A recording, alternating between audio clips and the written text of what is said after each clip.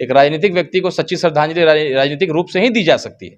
तो हम यही चाहते हैं कि उनको बेटे को जो है एक बड़ा पद हम लोग दें, और जो उनका लेगेसी है, जो उनका विचारधारा था कि लोगों की सेवा करते रहना है, तो पद मिले इस परिवार को और सेवा जो है जारी रहे। ये कोई डीलिंग लेकर के मैं इस पार्टी में नहीं आया हूँ। मैं जनमानस का भला हो सके मेरे जरिए, इसलिए मैं इस पार्टी से जुड़ा हूँ। कोई पद का लालच नहीं, कोई पद का लालच नहीं। मेरे पिताजी ने कभी पद का लालच नहीं किया और न मुझे पद की लालच। ये तो ट्रेलर चल रहा है बॉस, अभी तो शुरुआत है। अच्छा। आगे देखिए क्या है।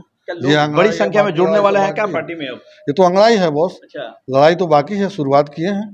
विरासत को बचाना एक अलग चीज़ है, और अपने लोगों को मजबूत करना, दबे कुचलों को आवाज़ को बुलंद करना एक ये अलग चीज़ है।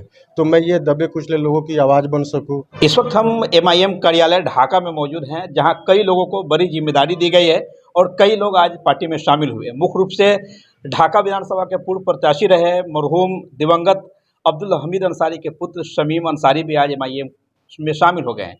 पिछले कई दिनों से चर्चा का बाजार गर्म था। सोशल मीडिया के माध्यम से भी इन्होंने कहा था कि अब हम नई पार्टी का रुख करेंगे, हमारे पिता ने जिस विरासत को छोड़ा है उसको आगे बढ़ाने के लिए मेरे पास अब कोई विकल्प बचा है तो मात्र एक विकल्प है MIM। आज से ये मुख्य रूप से MIM में शामिल हो गए। क्या जिम्मेदारी मिली है, सीधा इनसे बातचीत करेंगे। और ढाका विधानसभा के MIM के प्रत्याशी, शिवहर लोकसभा के पूर्व प्रत्याशी रहे राणा रंजीत से भी बातचीत होगी। आखिर अब अगला रणनीति क्या कुछ होगा। कई लोगों ने आज पार्टी में शामिल हुए हैं, नए नए लोगों को जिम्मेदारी दी गई है। क्या कहना चाहेंगे इस खास मौके पर?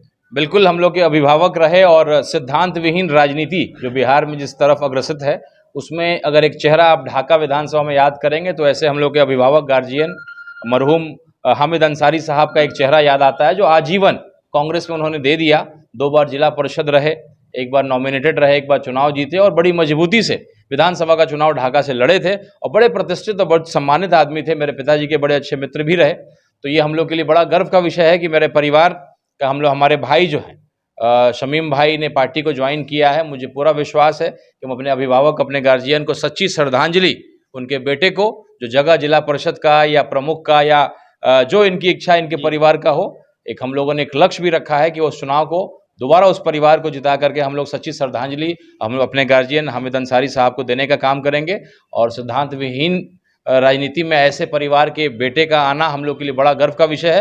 और बहुत मजबूत व्यक्ति शमीम भाई भी हैं, इस इलाके में लगातार जनसेवा में अपने पिताजी के लेगेसी को बढ़ाने का काम किया है। सूत्रों के हवाले से खबर मिल रही है कि शमीम अंसारी ढाका प्रखंड के प्रखंड अध्यक्ष हो सकते हैं। क्या सच्चाई? देखिए, ये पद उतना जरूरी नहीं जितना सदस्यता जरूरी होता है। जब ये परिवार के सदस्य हो गए हैं और इन्होंने कहा कि भाई पार्टी के लिए काम करना है, और चूंकि हम लोग की इच्छा है कि हम लोग अपने गार्जियन हामिद चाचा को जो है श्रद्धांजलि देना चाहते हैं, तो जिला परिषद बोलिए चाहे प्रमुख बोलिए या कोई ऐसी सीट पे हम लोग उनके बेटे को चुनाव जिता करके भेजें, ताकि वो जहाँ भी होंगे उनको जो है सच्ची श्रद्धांजलि हम लोग राजनीतिक रूप से, एक राजनीतिक व्यक्ति को सच्ची श्रद्धांजलि राजनीतिक रूप से ही दी जा सकती है।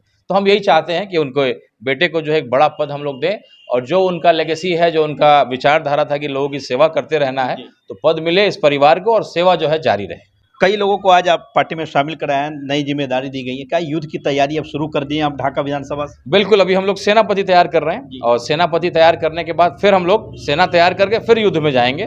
तो ऐसे ही हमारे भाई अतउल्ला साहब को जो है हम लोगों ने IT सेल प्रभारी प्रखंड का जो है जिम्मेदारी हम लोगों ने इनको दिया है, और एक बड़ी जिम्मेदारी है। आप देख रहे हैं कि बिहार में जो है कोरोना का भी जो है दिशा जा रहा है, और ऐसे और हमारे कुछ भाई लोग और लोग जुड़े हैं। आप व्यक्तिगत उनसे बात करें और हमारे शमीम भाई का भी वक्तव्य लें आप, क्योंकि बहुत मजबूती से पार्टी में इन्होंने शामिल हुआ है और बड़ी जिम्मेदारी इनको हम लोग देने जा रहे हैं। लोग ये मानते थे कि आप कांग्रेस में शामिल होंगे, आपके पिता आजीवन कांग्रेस में थे और आपको कांग्रेसी विचारधारा से लोग देखते थे, तो कहीं ना कहीं आप कांग्रेस को छोड़ के MIM में क्यों शामिल हो गए? क्या अच्छा लगी आपको? कांग्रेस की विचारधारा और मेरे अब्बू की विचारधारा सेम वही विचारधारा मुझे इस पार्टी की भी लगती है। ये पार्टी राजनीति नहीं करती पद के लिए, उसमें लोगों की सच्ची भावना सेवा की होनी चाहिए। मेरे अब्बू हमेशा कहते थे, बेटा राजनीति पद की नहीं होनी चाहिए, राजनीति सेवा की होनी चाहिए, इंसानियत की होनी चाहिए। वालिद के विरासत को बचाने के लिए शमीम अंसारी अब क्या करेंगे राजनीतिक तौर पे? राजनीतिक तौर पे विरासत को देखिए, विरासत को बचाना एक अलग चीज़ है, और अपने लोगों को मजबूत करना, दबे कुचलों को आवाज़ को बुलंद करना एक ये अलग चीज़ है। तो मैं ये दबे कुचले लोगों की आवाज़ बन सकूं। क्या कुछ डील हुई है, कुछ बातें हुई है? नहीं, देखिए, ये कोई डीलिंग लेकर के मैं इस पार्टी में नहीं आया हूँ। मैं जनमानस का भला हो सके मेरे जरिए, इसलिए मैं इस पार्टी से जुड़ा हूँ। कोई पद का लालच नहीं? कोई पद का लालच नहीं। मेरे पिताजी ने कभी पद का लालच नहीं किया और न मुझे पद की लालच। राणा रंजीत MIM के प्रत्याशी ढाका विधानसभा से, कितने मजबूती के साथ आप रहेंगे? पूरी मजबूती के साथ। क्या नाम हो आपका? मेरा नाम एमडी अतीउल्लाह अंसारी है। मैं क्या जिम्मेदारी दी गई आपको? आईटी सेल प्रभारी प्रखंड का बनाया गया है मुझे। कैसे निभाएंगे अपने जिम्मेदारी को? बड़ी जिम्मेदारी है सोशल मीडिया का। हाँ, बहुत बड़ी जिम्मेदारी है। सर ने मुझे सौंपा है तो उसको ज़मीनी स्तर से मैं सर का जो मुझे नहीं समझ में आएगा वो सर से पूछ सोशल मीडिया करके। यूज करते हैं? हाँ, यूज़ करते हैं, सोशल मीडिया यूज़ करते हैं, उसको और तरह से जानते भी है। आपके पार्टी के बारे में लोग हमेशा कहेंगे सोशल मीडिया पे ये बी टीम है, भाजपा के पैसा लेकर राणा रणजीत को प्रत्याशी बनाया गया है, ये भाजपा को जिताने के लिए आए, तो कैसे लड़ेंगे आप सोशल मीडिया पे? आप क्या तैयारी है आपकी? ये तो ये कहने वाला तो बहुत कुछ कहता है जी। और समझने वाला सब समझता ही है।